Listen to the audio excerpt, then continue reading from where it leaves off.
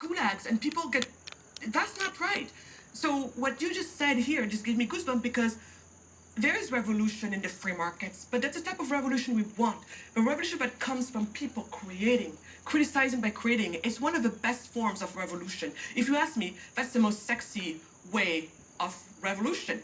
Yeah. Criticize by creating. Yeah. But what, you're gonna go shoot people? Or be like, what's his name?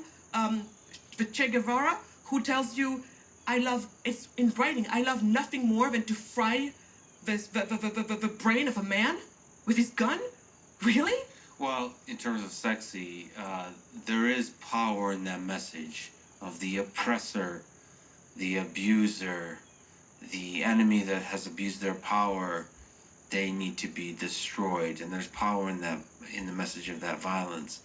Unfortunately, the lessons of history show that the violence, one, doesn't work, but it does the following. There is something about human nature, as the old cliche goes, that power corrupts, and absolute power corrupts absolutely. It's the people who are in charge of committing that violence. It does something to their head. The first person you kill, the second person you kill, for some reason you lose your ability, the compassion for other humans. Even if you began as a revolutionary, as the Soviets did, fighting for the worker, for the rights and the basic humanity of the people that really do the work, you lose the plot somehow because of the violence. So in that way, it seems like the lesson, at least of this part of the human history, until the robots take over, is that the economic freedom, free markets, and protecting those, and allowing anyone from your country to dream and to make that dream a reality by creating it with as few roadblocks as possible. Exactly. So that's why for me, the message is very clear, is what we talked about today. The reason why Africa is the poorest region in the world is because it happens to be the most overregulated region in the world. And for some people who might be, put off by it because they're like, oh, she's talking about laissez-faire. No. Let me put it maybe in a way that you can understand. Do you think that it should be as easy for any person in Africa, for any entrepreneur in Africa to enterprise, than it is for any person in Scandinavia to enterprise? If your answer is yes, which I would hope it is, then you have a moral obligation to work with me to make my country, and as a whole my continent, more free markets. It's that simple. At that point, there's no like, yes, but on the other hand, no. And for me, on that question, and I yet have to find somebody who claims to say no. If you say no, then we have a whole other problem. I'm not even talking to you at that point anymore. So just to clarify, there's a perception in some reality that Scandinavian countries have elements of socialism in their politics, in their society, even in their economics. So at the very least, Africa should have, in terms of economic indices, should be as free as the Scandinavian countries. You're just giving that example. Economically free, yes. Yeah. Because the Scandinavian, they do have a subsidized, welfare system. That's what a more socialized welfare system. But the way they make their money is very much the way of a free market. So there is how you make your money, and then there's how you maybe decide as a country to redistribute it, right? And so even there, even in Scandinavia, again, yes, they have more economic freedom. So then from there, Lex, where we go is, my job and my goal is for every single African, young and old, to know what I have come to learn. We are not doomed. It's not over for us. We will never catch up. The time for catch up is gone. But guess what? We've got a strong possibility and chance to leapfrog. And leapfrog we will. It is still time. But for that to happen, like I said, we need to know what we just talked about today, because that is not what the mainstream keeps us abreast with. When you go to the World Bank, they don't necessarily work along these lines. They're still, it's not, when you go to universities, I will ask you, MIT, the MIT Econ department, or even most of the professors are very free market oriented. We find that oftentimes in academia, there is a strong anti-capitalist bias. There is a strong anti-free market bias. So this is a problem. This is a problem. Nobody cares about the economist anyway. So we move I want- forward. In MIT, the spirit of the entrepreneur burns bright. Not in the economics department because they just write op-ed articles, but in the dreamers, the young undergrads that actually build something. No, I get that, but then we cannot be stifling their efforts Yes. by putting these artificially made regulations and laws that stand in the way and clip their wings. So that's why when you were saying, what advice do you give to them? The advice I give to them is each one of them, they have to pay attention to this discourse we just had. I don't ask anybody to agree with me on face value. Go back, do like I had to do. I come very much from the left of the left, if you can believe that. But I had to have my own intellectual journey. And in this case, my intellectual journey was very much complemented by my own life, having to build these companies on two separate continents and having to I had front row seat of the differences. At first I thought it was this way just because we're poor and therefore we're messed up and therefore it's like this. But eventually I learned that no, we're poor because we lack economic freedom, and if a country allows its citizens the economic freedom to enterprise, then they become rich. So yeah, I had it upside down, you see. And so it's important for people to know that. So number one, know your facts, because your facts will empower you. In this case, I like to use that word. Facts will empower you, and they will even furthermore, they will power you. Empower and power you. Because empower is like inside, and power is like I push you forward and up. So that's what it does to know the facts. And then go on and look around you. Where are the best practices of this? Who is at the cutting edge of the free markets? Where it's done in a way where people don't necessarily be left behind or anything like that. We're in 2022, for Christ's sake. We don't have to do entrepreneurship the same way maybe it was done 50 years ago, 100 years ago, when as a community, as a people, we were maybe less enlightened because of our times, right? We can update this thing and move forward. But update is definitely not build back, what do they call it? Build back new or whatever they're calling it, the WF, Yeah. you know, like whatever nonsense and, stuff they're smoking over there. Yeah. It's not that. There are some principles that are universal and that stand the test of time.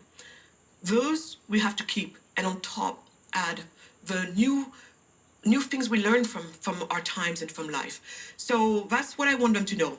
Learn your facts, be empowered, and then look around, think about and look to see where the best practices are around the world, because the world is yours. You might be African, but the world is yours. So stop this nonsense of, oh, well, it's done by white people, so we're not going to do it. Get the best that exists in humanity for what you're trying to solve. And on top of that, put your own twist, right? Bitcoin is all of ours to take. Bitcoin is not the white man's thing, so therefore, oh, come on, because, we have a misguided pride. We're not going to use Bitcoin because it's white man's stuff. Bitcoin is math, you idiot. Math is universal, so it belongs to all of us. There's no color. Exactly. In the space of economics. Yeah, In the space of ideas. Ideas. And there's a chance to leapfrog too. Exactly. Which is really, really powerful. Exactly. Because here we will leapfrog.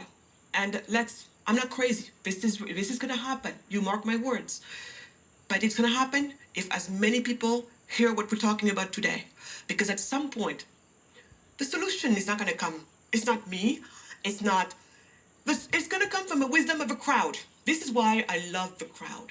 There's no better wisdom than the crowd, and that's also why I believe in the free markets. This concept of emergent order. There's no way, there's no central planning that is smart enough, that has the level of intel that street level people have. Trying to create something. We just have to be humble. There's just something at the bottom of a pyramid that just bubbles up and happens. They're the best. I think the cynicism, the idea that people are dumb, is at the core of a lot of things that prevent the flourishing of society. This kind of anecdotally, people are like, everyone is stupid, and people say that jokingly. But the reality is, people are incredible. They have the capacity for kindness, for love, for innovation, for brilliance in all kinds of dimensions. You might suck at math, but you might be amazing at carpentry. You have to find that thing, and there's something about when there's freedom to find that thing, and people interact, they get excited about shit together, and then they build. It's if you look at authoritarian at places that limit that freedom, at the core, I think, is the idea that people are dumb. Let us take care of everything. We'll come up with the rules and the regulations because people are too dumb to manage things themselves, and then that idea builds on top of itself, where you think that the entire populace is much lesser than the wise sages sitting at the top. Then you add violence on top of that, and that leads to corruption and to corrupting of just the human mind of the leaders, and the whole thing is becomes a giant mess. The antidote to that is economic freedom. For people to have a freedom to enterprise. And look, Lex, when we allow for that to happen, have you looked around lately and look at the level of niche that has happened in this country? I mean, you have clubs where you have places where people are into guitar strings, like some of the, like it's all about guitar strings. And others, it's all about this best cupcakes. And others, it's all about this new crypto thing over here. And others, like hair, best, weight. It's when you allow us, because 7 billion geniuses, each one of us, I believe, came to this world with something that only he or her possesses. And that is the genius, and it is their contribution to the human problem. When you think about your identity today, so it all started in Africa, just like it did for the entirety of the human species. There's a bit of European flavor in there, a little French. Silicon Valley, you're now in part a Texan. You really are an American. So, but you're also an African. Who are you when you look in the mirror? When you think about yourself? When you listen? When everything gets quiet and you listen to your heart? Who are you? Can you figure out that puzzle? That's a very interesting question, because it's been a long time I haven't asked myself. I have before.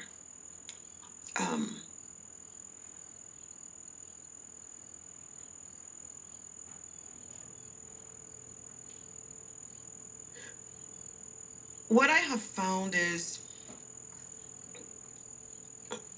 I think who I am today has been for sure shaped by, I call it Dakar, Paris, San Francisco. Dakar is Senegal, Paris, France, and San Francisco primarily. And now, I think I might want to ask if there's a little bit of Texan in there. How do you say Texas in French? Texas. Yeah. So Austin, Texas. Austin, Texas. Austin. Texas. It's easy. Not quite as good. Austin, Texas. Yeah. Us, Texas. Us. Texas. Yeah. So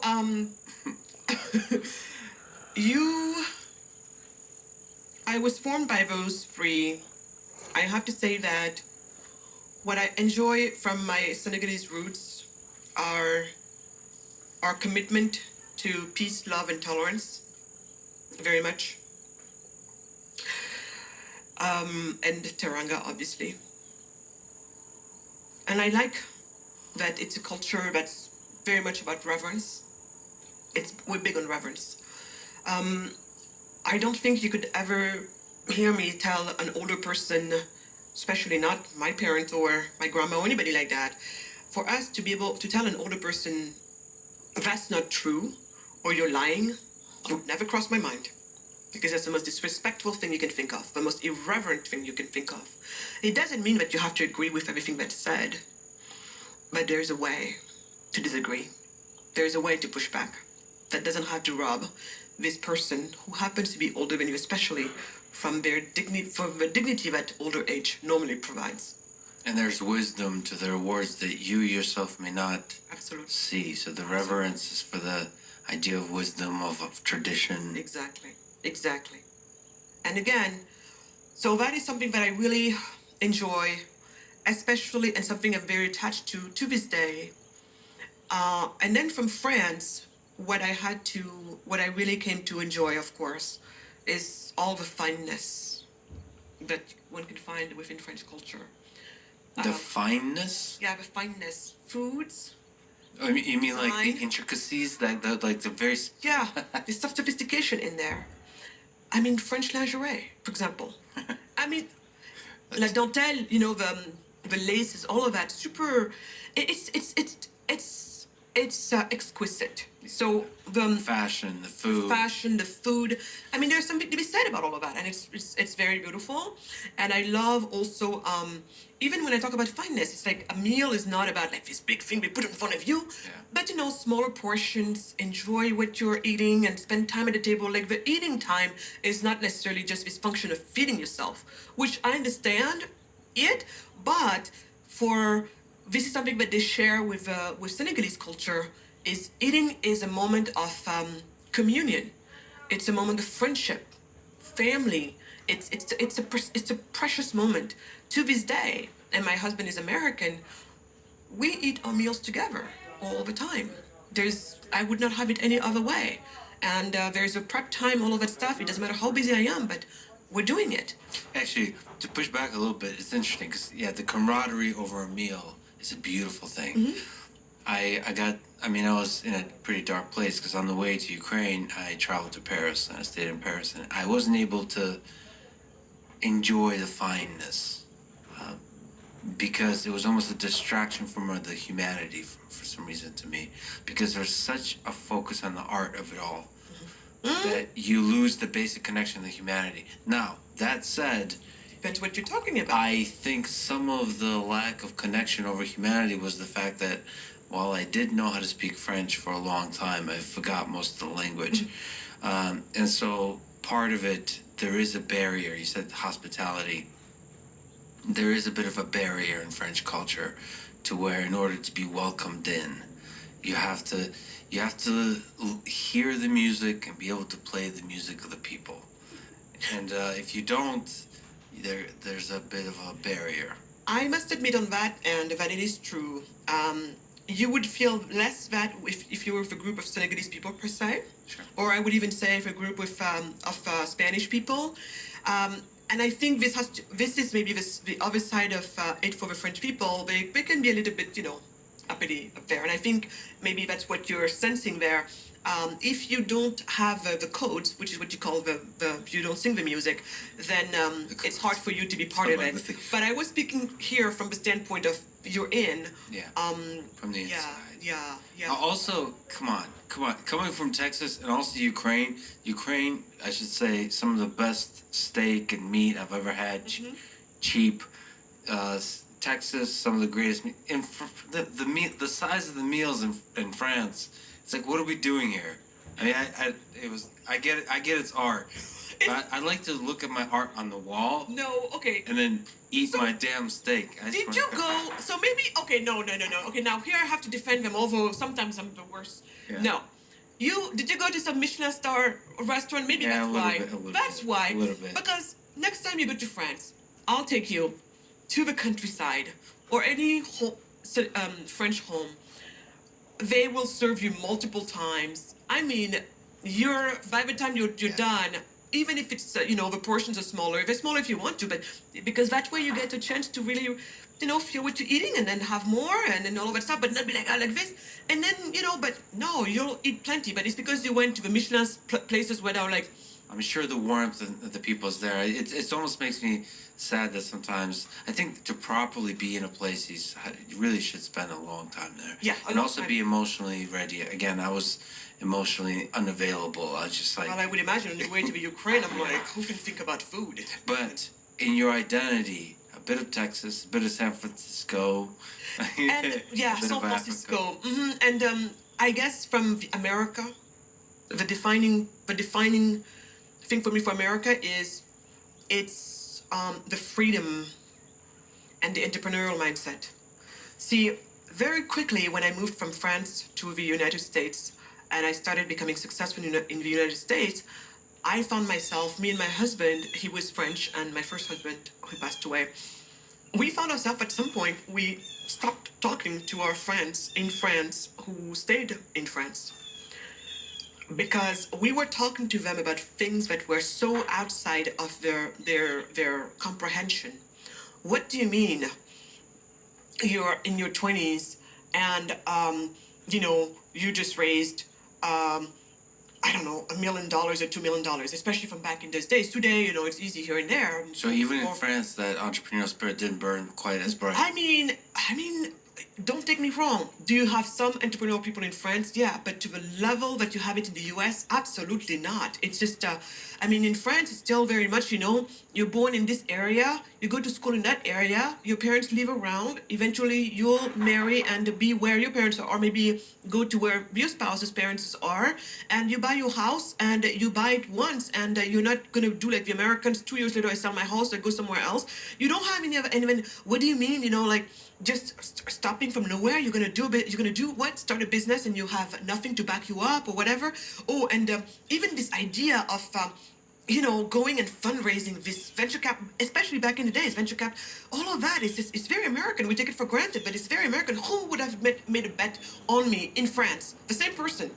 I would not have found the same people. I would never in France have been able to raise it. At some point it was $32 million for my first business. Never would have been able to do that in France. And it doesn't mean that French people are bad people or anything like that. It's just something that's just not so in the culture, right? Just like this whole concept of philanthropy. It's not that the French people don't do philanthropy, but philanthropy in America is very different from the level and also the magnitude of maybe what the French people do. And also they have this always like, oh, let's do it behind the scene. Money is suspicious, success is suspicious. So at some point, my husband and I just felt like our friends actually were maybe thinking that we're maybe some drug dealers or something. So we just stopped because it just was not flowing anymore. And so yes, in America, I found this entrepreneurial spirit, but then I was able to link it with something that I'm very familiar with in my country. See, back home in Senegal, I'm part of this, you have what we call the Mourid. I'm a Mourid. So what it is one of the four brotherhoods in Senegal. Mouridism is the most influential of them and the biggest one. And us, it's all about entrepreneurship as well. Of course, there's the whole religious part, but our mantra is pray as if you will die tomorrow and work as if you will never die. And the way somebody will say that somebody passed away, we say somebody has retired. Somebody has retired from their work, right? Beautiful. Right? Yeah. So I think it's funny because in that community we're very much entrepreneurial. Left to our own devices, we're entrepreneurial. But then what happens is the minute people start they're being educated through the education system, like the French, especially education system, but tend to breed more like, the French bureaucrat mindset, then you can see all the entrepreneurial mindset kind of starting to dwindle down. So it's kind of very interesting. So in a way, America helped me reunite with that side of my roots, where America tells me, reinforces that side of my roots and also gives me more tools to practice that side of my roots, if that makes any sense. Through all of that, that's what brings out the heart of a cheetah, which I think is a beautiful, beautiful thing that encapsulates that whole trajectory, which I think is the best possible answer anyone could give. It makes me want to really think about who I am, because you really have brought together so many cultures within yourself. Like, just talking to you makes you feel like we are just all one people. Because at the end we are. And when you come from at the end we are. And also I think for me, if people can take anything from my story, it's at the end of the day I am very clear about it, and I'm all for harmony among people and among us peoples.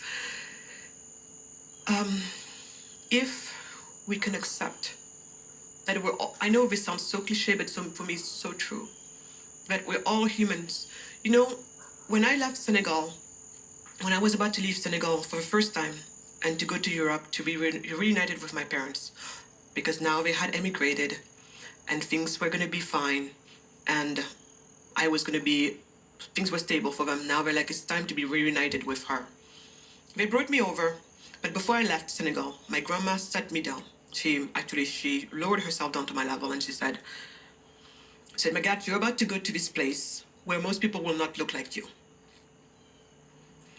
And most people speak a language that's going to be different from yours.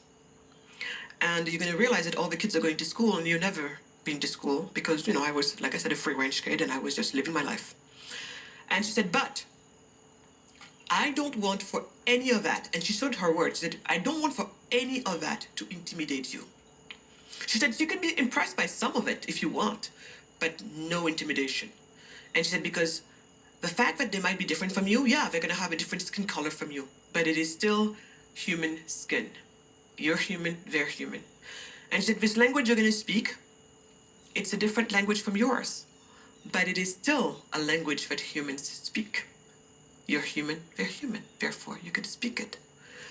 And lastly, they have gone to school. Going to school is what little humans do. You're a little human, so you'll be just fine. And I went, and Grandma was right. Right? It was right. And that helped me. And I think when you internalize that so early on, it just makes you belong to the human family that you're part of. I am part of a human family.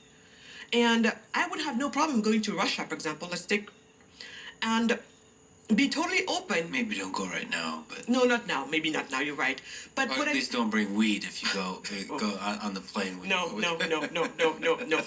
Yeah, right. That girl. I don't know what she was thinking, but Yeah. no. So, but what I'm trying to say, Lex, is I feel like I can go anywhere in the world, including some of the most unfriendly places in the world, to someone like me, because there are places like that. Yeah. And yet, I know that somehow, somewhere, someone will take care of me. Someone will help me. When I first came to this country, I came as a tourist, but you had this amazing family who had a family business in Indiana, Columbus, Indiana. The Wences, Carol and Eldon Wentz, I owe them everything that I have in this country, that I am in this country. They are Americans in mid-America, from a place that most other Americans would maybe, look down on because, and some people would be like, oh, you're going to this place where they have more churches and cows than people, that type of behavior, because, the elite, the coastal elites. But it is in the Midwest, that I found that black, young women, coming out of nowhere, found support. They all rallied around me. I didn't even come from the same faith as they are from. Yet their whole church rallied around me to find me an apartment. My host family found me, got me a job, and it was not a pity job. They were like, we're in serious needs of getting our accounting under control and our marketing and all of that. And I had to catch up years of accounting, like to the cent, and come up with marketing, all of that. And I did it way faster than they thought I would ever be able to do that. At some point, they look at me and they're like, look, there is a future for you. And we are too small for that future. And now we could be selfish and keep you here with us, and we would want nothing more than that. Because really, they're like my parents to this day. I just came back from seeing them. And they said, but there's so much more for you. And we don't have it. So we want you to go and find out what it is. And that's eventually when because something was brewing up in San Francisco when I say I left my heart in San Francisco. Because, the man who would become my husband, we went to the same business school in France, but then he was older than me, so he had come to San Francisco and started a business there. And it just looked like there was something there. And Carol was like, you gotta go to San Francisco and find out with Emmanuel what's going on. And I went and I left my heart in San Francisco. I came back and I'm like, okay, I'm leaving. Here's the keys to my apartment. But I'm out of here. So, no, but Carol, so this is it. This is what I'm saying, especially in these times when this country loves to dwell on, you're bad because you have this skin color. Here are people with a completely different skin color than mine, completely different faith than mine, yet embraced me, protected me, paid for my visa, for my lawyer, for my H-1B, everything, and also played emotional support for me. And no one asked them to do that. They didn't have to do it. They didn't. So what I'm saying is, and this has been the story of my life, everywhere I go, regardless of the hostility around me, you betcha that there's always going to be somebody who shows up for you, and somebody who's at the extremes of at the antipodes of where you are and who you are, and that tells me something. In the end, we are good people. Most people are good people. And there's so much power to that. The internalizing of this idea that we're all just human, Yes. and there's human kindness all around us. I've seen it a lot where people internalize that, and they're able to walk lightly amidst hate. Yeah. And walk past it. Yes. And it doesn't stick to them in a way that they build resentment and it paralyzes them. If they internalize the world as human, they can be in the, just like you said, in the worst places in the world for them. And someone somewhere, that human magic and touch is there. Yeah, it will find them. It will find. Yeah. And you know the other thing too, Lex, is especially in these times we're walking in, it is to remind yourself. I think this is where we all are called to practice more courage. I call it courage. It's the courage to show up with curiosity, with empathy, and with love. To me, those three are the antidote to pretty much anything. Yeah. Curiosity, empathy, and love. In the face of fear, can you show up with curiosity? In the face of hate, can you say, I'm gonna engage with love, even if I'm scared to death, and even if I'm pissed off to death by this? But can you do that? In the face of just like, judgment or whatever, can you show up with empathy? And I had just found that when you try to do that, you engage very different parts of your brain. That's proven, by the way, by the brain scientists. But you also can feel it in your body that you're engaging very different parts of your soul. And so I try myself. I'm not always good at it, but it's a practice. But I try to honor, which is curiosity, empathy, and love. As I told you offline, I agree with you 100% on that. But there is, when you go to Ukraine, and you can say, you can speak about the power of love, but when you lose your family, when you lose your home, all you have in your heart is hate. Even if you know it, you're not supposed to have it.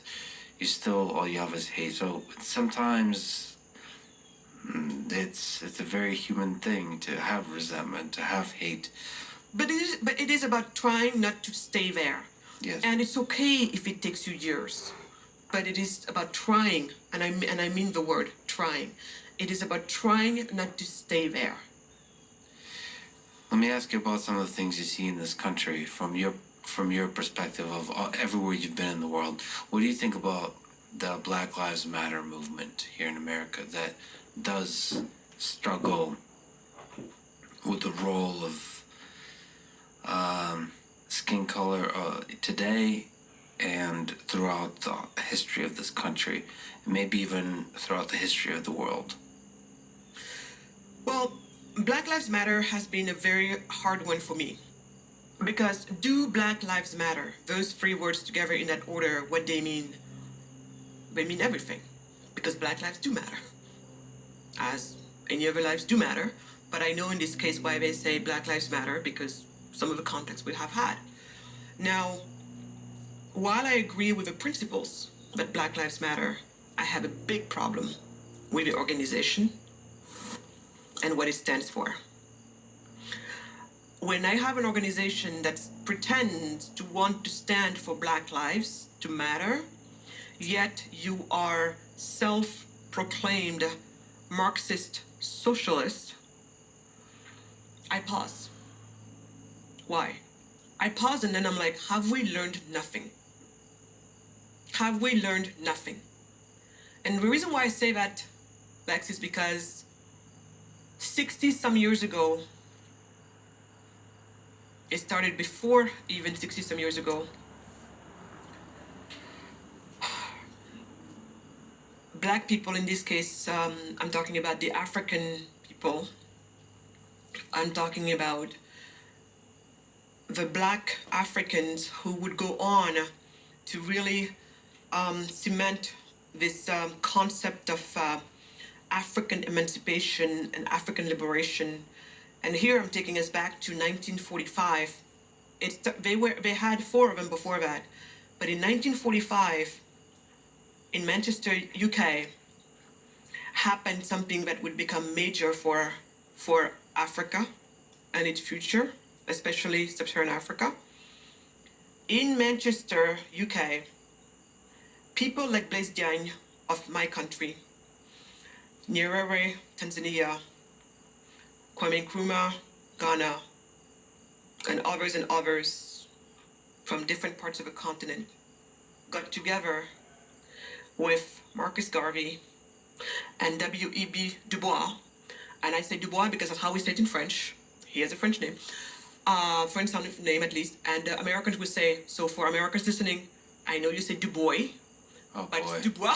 No, because just in case they're like, who are you talking about? That's what I'm talking about.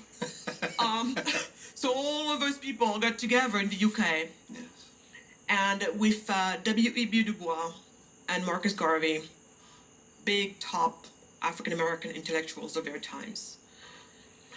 W.E.B. Du Bois had so many things happen to him, starting from the north, being more or less a liberal type guy, came to the south just to see, at this time, black people being lynched and some of their body parts being shown in store windows.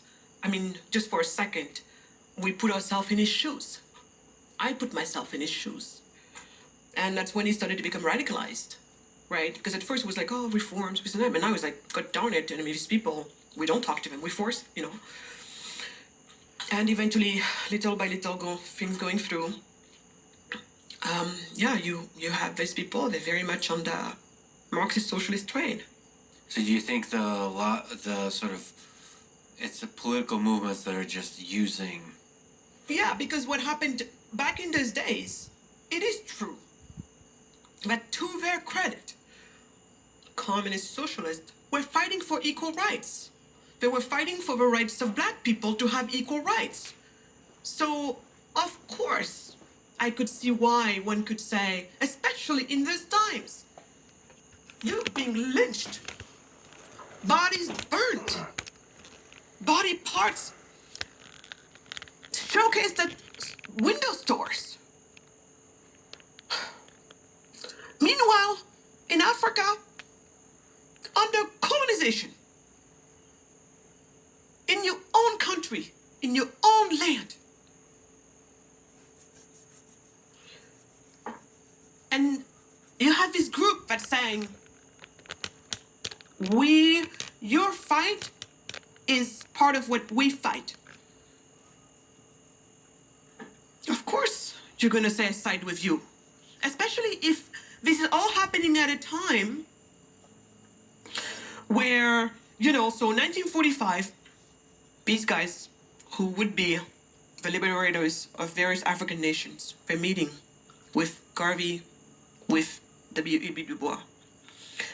And that's where this meeting is very important. It's the 5th Pan-African Congress meeting. It's very important. It's going to be their last one, but it's the most important one because that's when they formed their plans and really rallied around this concept of African emancipation, and African liberation. We're going to liberate our countries. Then later, so that's how all of these movements started to happen. And from there, Gandhi was already making some progress with India, getting them out of British rule and all of that. So all of this was happening, and it really, like, this whole thing was bubbling, like there's like a new force going on. And then we arrived in the late 50s, and, Nkrumah with, them with the British as well, they might manage to become their colonization is over. They're the first one to go in, 57. Then from there, it's what we call the independences. That's when most sub-Saharan African nations are getting their independences. Different dates. Mine, April 4th, 1960. So all over. So this is happening. And now think about it. You're talking 57. You're talking 60.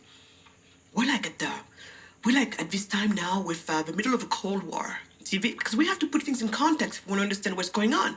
Because people today ask me, why do you think, because even now when they understand, oh, you're right, it makes sense. If you have no economic freedom, you're going to be poor. But why? Why did they go for this? Why did they go for this? And then they don't understand. So that's what happened. So beginning of times, pre-colonial Africans were free marketeers, free enterprise. It's pretty well recorded by someone like George Aite. That's where I got the cheat, I think, from, and Ghanaian economist. And then slavery happened, colonialism happened, and then the independences, late 50s, early 60s for most sub-Saharan African countries. So there, what you have is, but then what happened there? So I told you in 45, Fifth Pan-African Congress in the UK with the liberators of Africa, under the leadership, because he was the wise, eldest man. Dubois was. He was in his 70s back in the day, so he's older than them, and he's coming with all of his ideas and everything. So we're like, ooh. So there we are. Now we're in the late 50s, early 60s. We're starting to make progress with the independences. India has gone there before. So all of that is starting to happen. And at that time, remember, they already were being introduced to the concept of socialism, Marxism, all of that way before, by some of these black African American intellectuals of their time who were very socialist Marxist by that time. So now they're becoming independent, because I do independent like this because I reckon that there's still neocolonialism going on. So now this is happening, they're becoming free. But then you look around, what do you see? That now most of these liberators of their nations become the president of their nations. But remember what I told you? Most of them have drunken the socialist, Marxist socialism Kool-Aid. So as these African nations become independent, with their first independent governments and presidents, most of them are socialist, various forms of statist type of government. And this is because at that point we had made a fatal mistake of saying we are Marxist socialist because you guys fight for equal rights. So in this case, there should be no colonialism or anything like that. And so not only you have that going on, and the people, so right now you had this battle of ideology going on, because on one end represented by freedom and the economic, the economic system they were using is capitalism. And these are represented by the Western nations facing off with Eastern Bloc, practicing various forms of statism, socialism, communism, various forms of statism. And these two are fighting for influence. So, and we're also it's also not, so two things there. One is we're at a time where, remember, the free market concept was almost dead. Almost dead. So almost every intellectual at that time was social Marxist. Or Marxist socialist, I put the name. That's what you were. So you're in a world where it was the normal thing, it was just mainstream acceptance. So not only you have that force, but at the same time, if these two forces are fighting one another, it turns out that the one representing capitalism and freedom, well, sorry, but isn't it you who enslaved us and colonized us? And you're fighting with the people who represent, supposedly people who are saying that, who had been fighting for equal rights with us for the longest time. These are our friends. And that's when we made a fatal mistake. Because while, yes, there were maybe good things to agree on with Marxist socialists of the times, especially, equal rights for all people and all of that, that's the only thing we should have, among the only things we should have agreed upon. Their violent revolution tendencies, no way. When it comes to their economic nonsense, no way.